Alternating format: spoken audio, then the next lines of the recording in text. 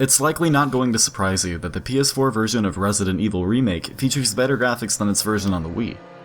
Well, stick around and look at some side-by-side comparisons and see just how much better the game looks, then later in the video we'll get into some of the main changes and additions to the game besides just looking far better.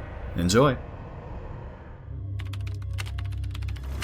Alpha Team is flying around the forest zone situated in northwest Raccoon City, where we are searching for the helicopter of our compatriots, Bravo Team, who disappeared during the middle of their mission.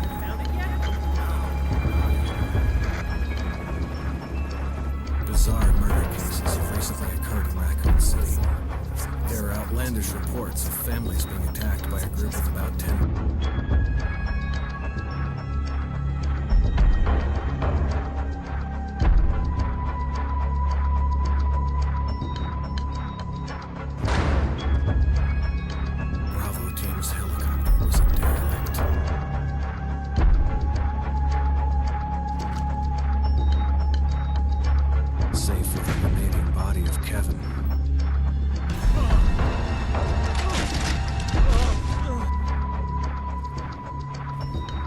We continued our search for the other members, and it turned into a nightmare.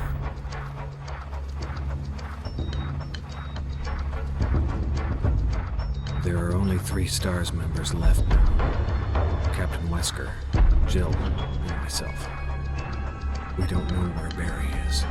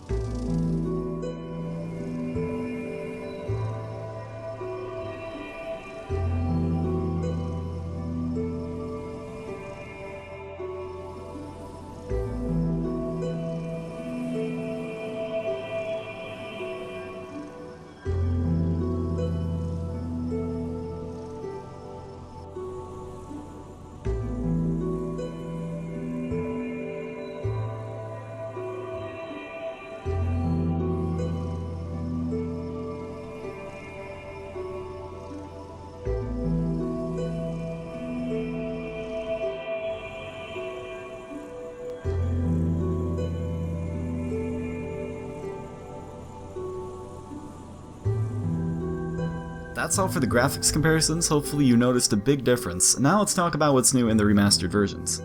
The game now features a widescreen mode, but unfortunately it isn't very good. You may have noticed that for the comparisons between versions, both versions stayed in 4:3 ratio instead of widescreen. That's because widescreen mode does not show any more of the game. It only zooms in enough to fill up the sides, and view just pans along with the character. This is really disappointing. If you play in widescreen mode, you're likely going to miss out on a lot of the scenery around you and probably won't see some items or enemies that you could have seen in the normal ratio.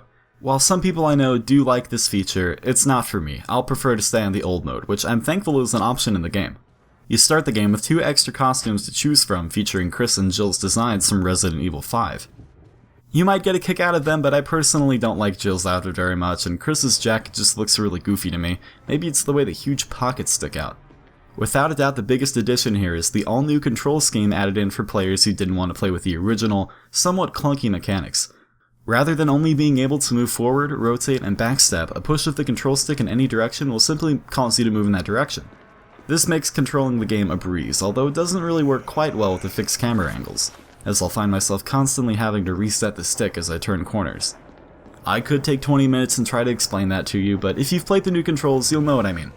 The best part is, if you don't like these controls, you don't have to play with them. The classic option is there for you. You can even have both versions available at the same time, with the new controls on the stick and the classic controls on the D-pad. This is great for when you want to swap between control schemes that work better for different areas. All in all, this is an excellent remaster that stays very faithful to the original, and at a $20 price tag, there's never been a better time to get into the survival horror classic. If you enjoyed this comparison, leave a like and show this video off to your friends who are still on the fence about buying the game and might need a little convincing. This game is also available on Green Man Gaming, with which if you use the code in the description and click the link there or on the screen, you can save 20% off your next purchase and support me. Sell out boys, sell out boys, sell out boys.